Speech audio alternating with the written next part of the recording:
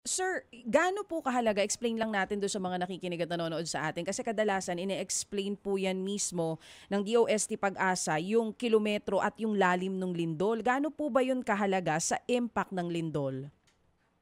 Tama, napakahalaga. Unang-una, sabihin natin, ano yung enerhiya na pinapakawalan ng lindol? Ang tawag dyan ay magnitude. So, kunyari, magnitude 6.9 kagabi.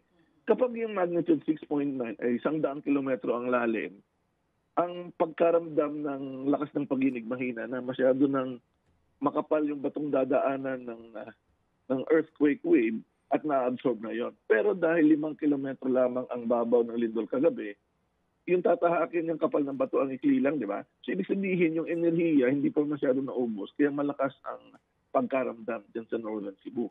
So pag mas malalim, mas mahina ang epekto o yung intensity. Pag mas mababaw, mas malakas.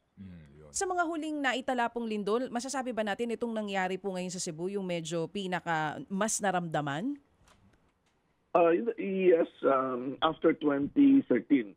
Kasi yung sa Bohol, 7.2, intensity 8 sa Bohol, pero pagdating sa Cebu City, mga intensity 7 lang. So in recent years, no, mas malakas nga. Ilang kilometro po yung lalim dun sa Bohol na sinasabi nyo na huling nangyari noong 2013 pa? Let me see. Basta mga 10 or greater. Mga kapatid, brothers and sisters, saan ka pa? Dito na tayo sa totoo.